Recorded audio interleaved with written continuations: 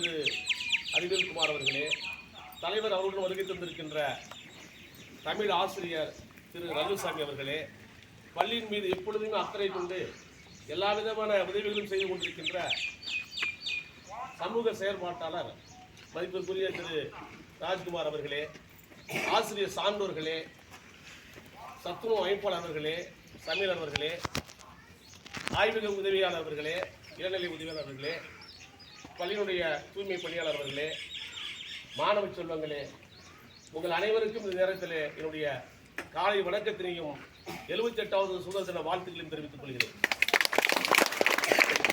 நமது பள்ளி வேப்பூர் வட்டாரத்திலே இப்போ நீங்கள் வெயிலில் நிற்கிறீங்க, ஒரு 5 நிமிடம் மட்டும் பொறுத்துக் கொள்ளுங்க. நமது பாலச்சந்திர ஐயா சொன்னது போல இப்பொழுது நீங்கள் எல்லாமே விட்டமின் டியை பெற்றுக் கொண்டிருக்கிறீர்கள். சூரிய ஒளியிலிருந்து விட்டமின் டியை பெற்றுக் கொண்டிருக்கிறீர்கள். அதனால ஒரு 5 நிமிடம் இருங்க, நான் சொல்லிடுற சில விஷயங்கள் சொல்லணும் இன்னைக்கு. அதனால வேப்பூர் வட்டாரத்திலேயே இன்னைக்கு மிக சிறந்த ஒரு பள்ளியாக விளங்குகிறது என்றால் அது எழும்பூர் பள்ளி என்பதை நான் பெருமையுடன் தெரிவித்துக் கொள்கிறேன்.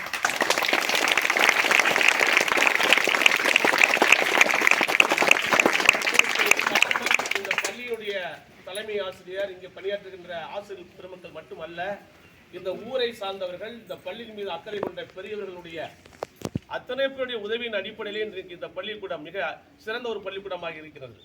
உங்களுக்கு தெரியும், முதன்மை கல்வி அலுவலர் அவர்கள் திடீரென்று நம்ம பள்ளியை பாரிவிடுவதற்காக வந்திருந்தார்கள். 2 வகுப்பறை அவர்கள் 9ஆம் வகுப்பிலே சென்று ஒரு 3/4 மணி நேரம் இருந்து எல்லா விதமான செயல்பாடுகளும் அவர்கள் கவனித்தார்கள். அதே போன்று 10ஆம் வகுப்பிலே மாணவர்கள் சில அறிவுரைகள் சொன்னார்கள், ஆசிரியர்கள் குறித்து சில அறிவுரைகள் சொன்னார்கள். நம் பள்ளியை மிக பெருமையாக அவர் சொல்லி சென்றிருக்கிறார்கள். பள்ளியுடைய மாணவர்களும் சரி, ஆசிரியர்களும் சரி, பள்ளியினுடைய இந்த வளாகம், இங்கே இருக்கக்கூடிய இந்த மரம், இந்த அற்புதமான இந்த அமைப்பெல்லாம் பார்த்துட்டு உண்மையிலுமே எனக்கு மிகவும் சந்தோஷமாக இருக்கிறது உங்கள் பள்ளியை பார்க்கிறவர்கள் என்று நமக்கு பாராட்டு தெரிவித்து சென்றார்கள்.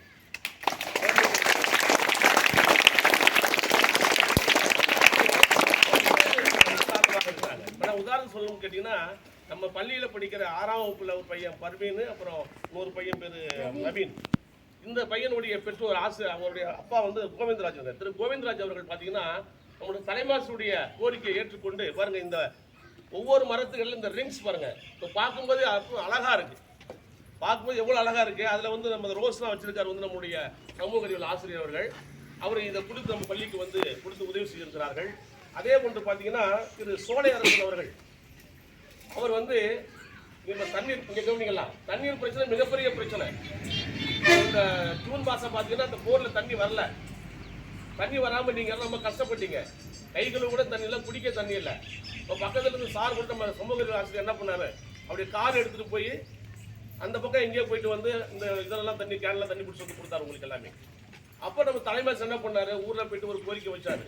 அந்த கோரிக்கையை ஏற்றுக்கொண்டு திரு சோலை அரசன் அவர்கள் வந்து பார்த்தீங்கன்னா இன்னைக்கு இப்போ 220 அடிங்களா சார், 220 அடி நமக்கு இந்த போரை வந்து போட்டு கொடுத்துருக்காரு. அவர் பள்ளியின் சார்பாக இந்த நேரத்தில் நீங்கள் நன்றி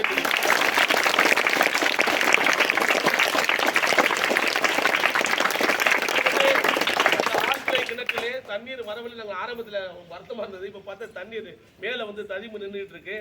அது மட்டும் இல்லாமல் நம்முடைய ஊராட்சி மன்ற தலைவர் அவர்கள் நம்ம பள்ளிக்கு எல்லா விதத்திலுமே உதவியாக இருக்கிறார்கள்.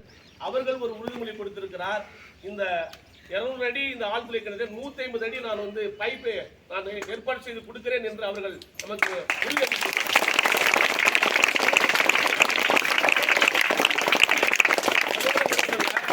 அந்த குட்டை இன்னும் பாதி கொஞ்சம் இருக்கு, அதையும் நான் நிரப்பி கொடுக்கிறேன் என்று அவர் உறுதியளித்திருக்கிறார்.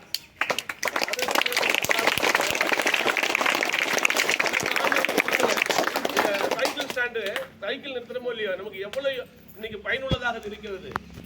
அங்கே நம்ம அந்த வெள்ளக்கற்கு மாணவர்களுக்கு வகுப்பு நடத்துறோம். இன்னைக்கு மிகவும் பயனுள்ளதாக அந்த இடம் வந்து நமக்கு இருக்கு. அந்த ஸ்டாண்டை வந்து சாரதா வந்து நமக்கு ஏற்பாடு பண்ணி கொடுத்தாரு.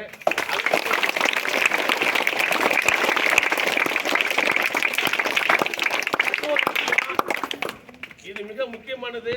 படிக்கின்ற எல்லா மாணவர்களுக்கும் ஒரு புதிய அறிவிப்பு இந்த ஆண்டிலே நமது பாலச்சந்திரன் ஐயா அவர்கள் அறிவித்திருக்கிறார்கள். இதுவரை 10ஆம் வகுப்பிலே முதல் 3 இடம், முதல் மார்க்கு, 2வது மதிப்பெண், 3வது வகுப்பு மாணவர்களுக்கு அவர் பரிசு தொகை பணமுடிப்பாக கொடுத்து வந்தார்கள். இந்த ஆண்டு ஒரு புதிய அறிவிப்பை அவர் தெரிவித்திருக்கார்கள். 10ஆம் வகுப்பிலே 450 மதிப்பெண்க்கு மேல் எத்தனை மாணவர்கள் எடுத்தாலும் அத்தனை பேருக்கு நான் பரிசு கொடுக்க தயாராக இருக்கிறேன் என்ற ஒரு புதிய அறிவிப்பு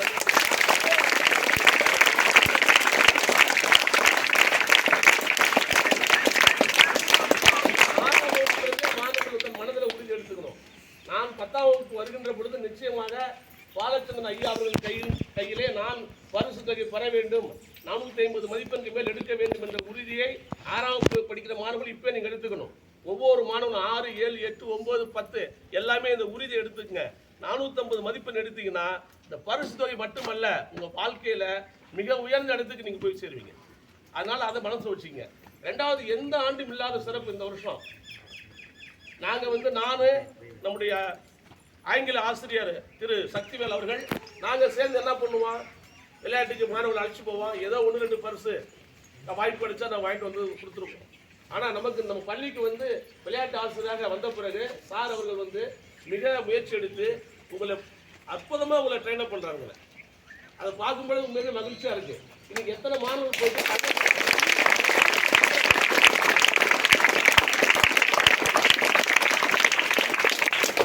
இறுதியாக இன்றைக்கு சுதந்திர தினங்கிறதுனால அதை பற்றி ஒரு 2 நிமிஷம் மட்டும் நான் சொல்லிடுறேன்.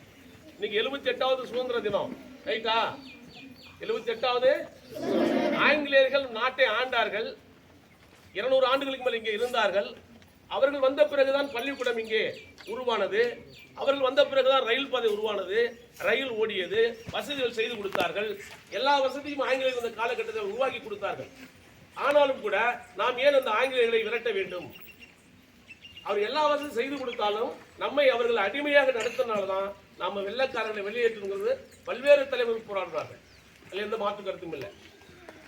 அது ஒவ்வொரு வருஷமும் உங்களுக்கு சொல்றேன். நிறைய தலைவர்கள் போராடுறாங்க, இன்னுயிரை ஈந்தார்கள். அதன் பிறகு நம்ம சுதந்திரம் கிடைத்தது. சுதந்திரம் கிடைத்த பிறகு அரசியல் சாசன சட்டம் எழுதி நமக்கென்று ஒரு சட்டம் வந்தது. அந்த சட்டம் எதற்காக வந்தது? சட்டத்தை எதற்காக உருவாக்கினார்கள்? அதற்கு முன்பு சட்டம் இல்லை. 1935 வெள்ளக்காரர்கள் கொண்டு வந்த சட்டம் தான் இருந்தது.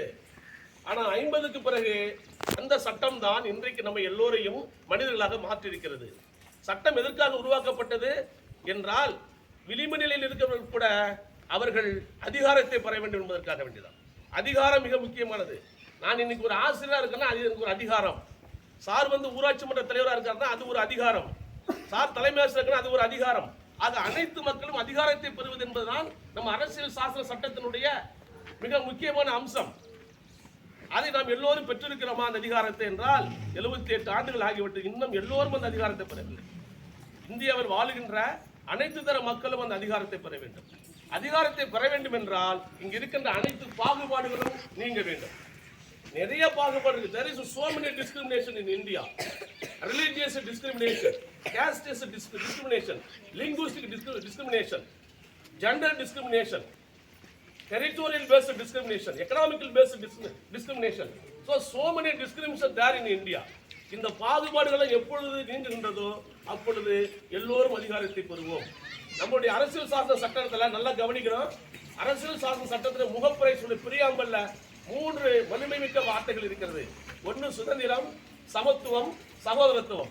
Liberty, equality and fraternity. These 3 words very valuable words. When we will get liberty, சுதந்திரம் பெற்றுவிட்டோம், ஆனால் நாம் சுதந்திரமாக இருக்கிறோமே.